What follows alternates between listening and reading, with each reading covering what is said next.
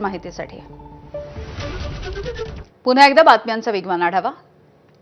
पोटनिवडणुकीमध्ये महाविकास आघाडीत कोणताही गोंधळ नाही। महाविकास आघाडीची अंतर्गत बैठक झाली आहे। या बैठकीमध्ये अजूनही कोणताही निर्णय घेण्यात आला नव्हता अशी माहिती संजय राऊतांनी दिली आहे। राहुरी पोटनिवडणुकीसाठी आमच्या पक्षाकडून 3 उमेदवार इच्छुक असल्याची देखील माहिती देण्यात आली। कोणत्याही प्रकारचा गोंधळ किंवा समन्वयाचा अभाव अजिबात नाही। दोन्ही पोटनिवडणुकांमध्ये माननीय शरद पवारांशी शिवसेना पक्षप्रमुख उद्धव ठाकरे यांच्याशी दूरध्वनीवर चर्चा झाली। बारामती आणि राहुरी विधानसभा पोटनिवडणुकीवरून महाविकास आघाडीमध्ये विसंवाद। भाजपचे नवनाथ बन यांची टीका। 3 तिगाडा आणि काम बिघाडा असं सुरू असल्याचं टीकास्त्र त्यांनी डागलेलं आहे। तिन्ही पक्ष वेगवेगळ्या दिशेने जात असल्याचा देखील त्यांचा आरोप आहे।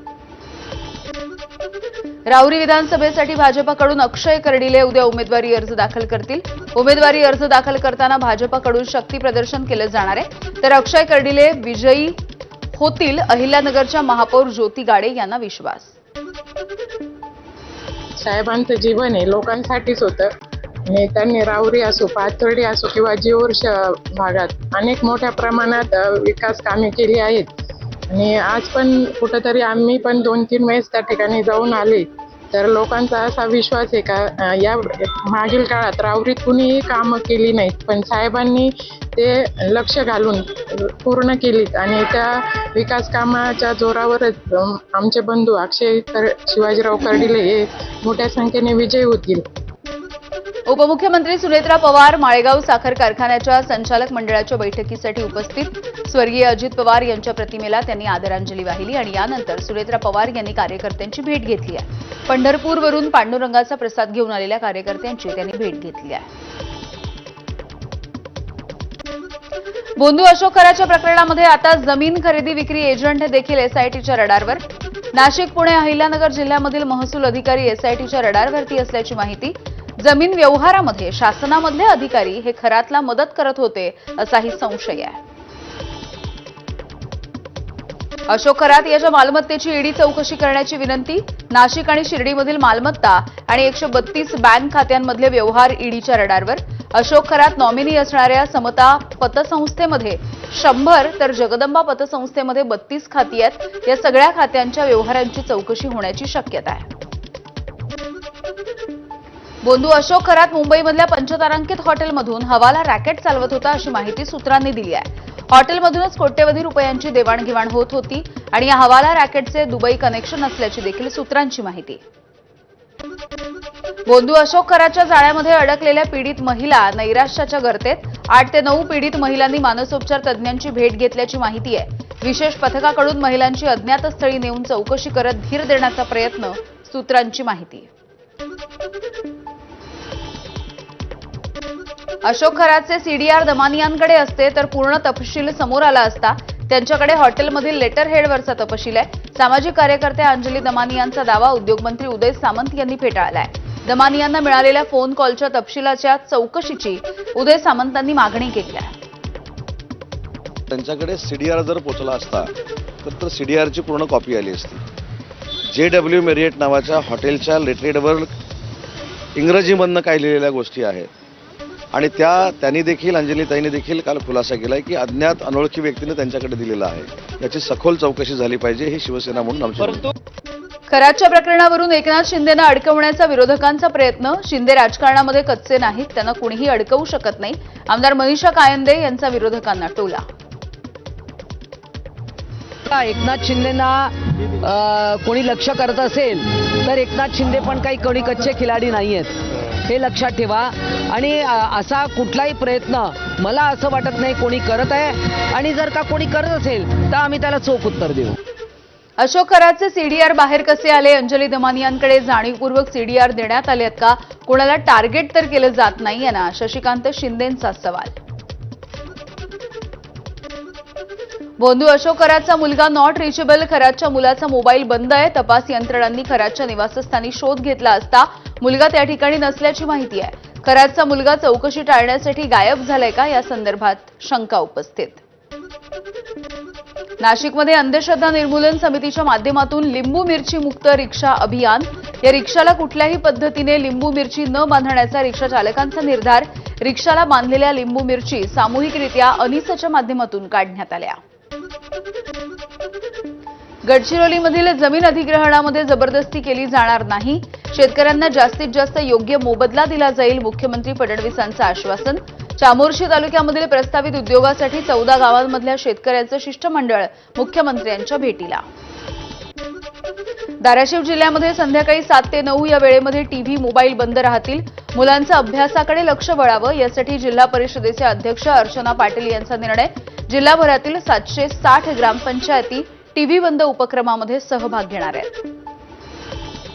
712 ग्रामपंचायती आहे त्या या मुख्यमंत्री ग्राम समृद्ध योजनेमध्ये पार्टिसिपेट करतील. 7 वाजता ग्रामपंचायतीवर भोंगा वाजणार आणि सगळे टीव्ही त्या गावातले बंद आणि मोबाईल बंद करणारे, म्हणजे असं खेळचे गेमचे असं, आणि मुलं तिथं अभ्यास करणार अशी आमची संकल्पना आहे. ते महाराष्ट्र म्हणजे मुख्यमंत्री ग्राम समृद्ध योजनेअंतर्गत ते आम्ही क्लॉज लेखी त्यांना देणार आहे आणि हे होतंय का नाही हे मॉनिटर आम्ही करणार.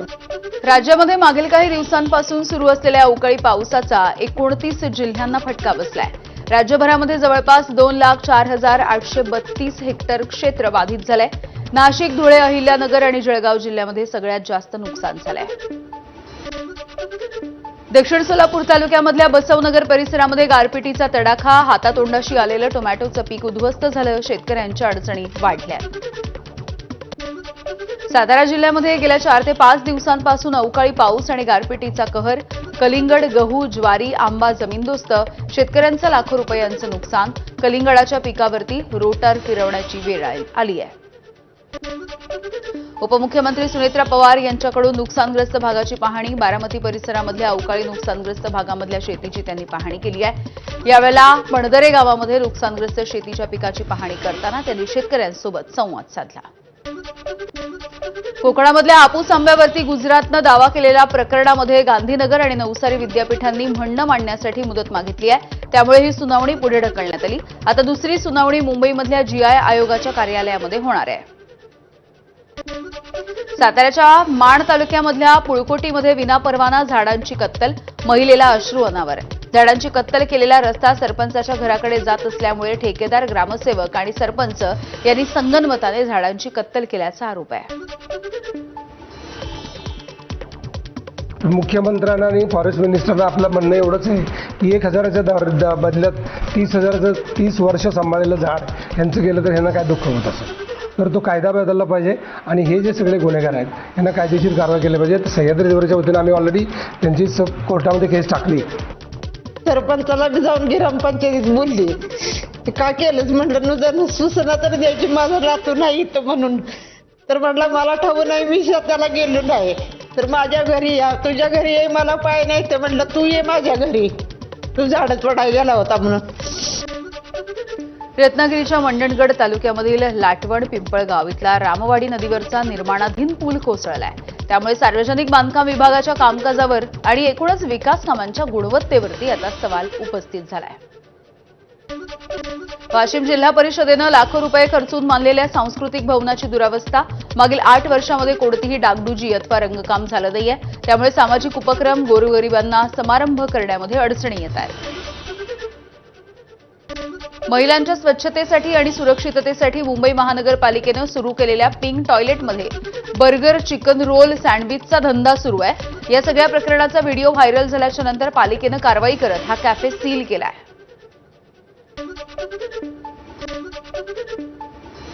भंडाऱ्यामध्ये वाळू माफियांचा टिप्परने महसूल अधिकाऱ्याला चिरडण्याचा प्रयत्न. कारवाईसाठी महसूल अधिकाऱ्याचा सिने स्टाईल पाठलाग. पहेला ते बोरगाव या मार्गावरची ही घटना आहे. टिप्पर मालक शुभम जिबकाटे आणि चालक अनंता सावरबांधे यांच्या विरोधात गुन्हा. नाशिकमध्ये किरकोळ कारणामधून शालेय विद्यार्थ्यांमध्ये फ्री स्टाईल हाणामारी झाली आहे. हे सगळे विद्यार्थी नाशिकच्या वडाळा परिसरामधल्या एका शाळेत 8वी आणि 9वीच्या वर्गात शिकतायत. या हाणामारीचा व्हिडिओ सध्या व्हायरल झालाय. नागपूरमधल्या गिट्टी खदान इथल्या बेपत्ता अथर्व ननोरेचे अपहरण करून हत्या झाल्याचं उघड झालंय. भरतवाडा परिसरामध्ये त्याचा मृतदेह सापडला. गुरुवारी हनुमान जयंतीच्या निमित्तानं शोभायात्रेमधून 14 वर्षाचा अथर्व बेपत्ता झाला होता. पोलिसांकडून आरोपीचा शोध घेण्यात आला. आरोपी अथर्वच्या परिचयातला असण्याचा पोलिसांना संशय आहे. वर्ध्यामध्ये जुन्या वादामधून मुलासह वडिलांवरती अल्पवयीन मुलानं चाकूने हल्ला केलाय। या घटनेमध्ये मुलगा आणि वडील दोघांचा मृत्यू झालाय। हल्ला करणारा अल्पवयीन हा मृतकाचा नातलगच होता अशी माहिती आहे। नागपूरच्या अजनी चौकामध्ये फोनवरती बोलत दुचाकी चालवणाऱ्या पोलिसाच्या गाडीची कारला धडक। अपघातानंतर कार चालकासोबत झालेल्या वादाच्या नंतर पोलिसांकडून कार चालकाला हेल्मेटनं बेदम मारहाण करण्यात आली। या घटनेच्या नंतर डॉक्टरकडून संबंधित पोलीस शिपायाच्या विरोधात तक्रार दाखल। अकोल्याच्या कौलखेड परिसरामध्ये धारदार शस्त्रांनी 3 युवकांवरती हल्ले करण्यात आले। धुरंधर चित्रपट बघून आलेल्या 5 अल्पवयीन मुलांनी हा हल्ला केलाय। सीसीटीव्हीच्या आधारे आरोपींची ओळख, दोघांना अटक झाली आहे। सर्व आरोपी व्यसनाधीन झाल्याची सूत्रांची माहिती आहे। भंडाऱ्यामध्ये रिसॉर्टवर एका अल्पवयीन मुलीवरती अत्याचार झाले आहेत। 21 वर्षाच्या साजिद शेखनं 17 वर्षाच्या अल्पवयीन मुलीला प्रेमाच्या जाळ्यात ओढलं आणि यानंतर पवनी तालुक्यामधल्या एका रिसॉर्टवरती नेऊन तिच्यावरती अत्याचार करण्यात आले। आरोपी तरुणांच्या विरोधात पॉक्सोसह वेगवेगळ्या गुन्ह्यांची नोंद आहे। वाशिमच्या पाटणी चौक परिसरामधील कपड्याच्या दुकानाचं शटर तोडून रोकड लंपास झाली आहे। चोरीची सगळी घटना सीसीटीव्ही कॅमेऱ्यात कैद झाली आहे। याआधी देखील चोरट्यांकडून काही ठिकाणी अशीच चोरी केली जात होती। नागपुरामधल्या वाडी परिसरामध्ये कार आणि मोबाईलच्या लालसेपायी 3 व्यापाऱ्यांकडून व्यापाऱ्याची हत्या। पोलिसांनी 12 तासामध्ये तपास करत तिन्ही आरोपींना बेड्या ठोकल्या। नंदुरबारमध्ये गुजरातमधून होणारी गुटख्याची तस्करी पकडली आहे। आयशर गाडीमधून 17,61,000 रुपयांचा गुटखा जप्त। महाराष्ट्रामध्ये गुटखाबंदी असल्यामुळे शेजारील गुजरात आणि मध्य प्रदेशमधून गुटख्याची तस्करी केली जाते। पुण्यामधल्या विश्रांतवाडी परिसरामध्ये भीषण अपघात झालाय। भरधाव कार डिवायडरवरती आणि सुरक्षा भिंतीला धडकल्यामुळे हा अपघात झालाय। 4 जण गंभीररित्या जखमी झालेत। सध्या उपचार सुरू आहेत। अकोल्याच्या अकोट ग्रामीण पोलिसांकडून हातभट्टी दारू बनवण्याचा अड्डा पूर्णपणे उद्ध्वस्त। गावठी दारू बनवण्याचं साहित्य आणि मोहाच्या दारूचा साठा नष्ट। एकाच दिवसात 5 ठिकाणी पोलिसांनी ही कारवाई केली आहे। गडचिरोलीमधल्या पेरमिली तलवाडा या जंगल परिसरामध्ये वणवा लागला। मौल्यवान वनसंपदेचं मोठं नुकसान झालंय। आलापल्ली भामरागड मुख्य मार्गावरच्या जंगलाला संध्याकाळी हा वणवा लागला। वन विभागाचं मात्र दुर्लक्ष। रत्नागिरीमध्ये मिरकरवाडा ते गणपतीपुळ्याच्या दरम्यान बेकायदेशीर एलईडी मासेमारी उघड झाली आहे। मत्स्य व्यवसाय अधिकारी स्मितल कांबळे यांची मध्यरात्रीभर समुद्रामध्ये गस्त। 11 सागरी मैल अंतरावरती खोल समुद्रात भराडी प्रसन्न या नौकेवरती कारवाई करण्यात आली।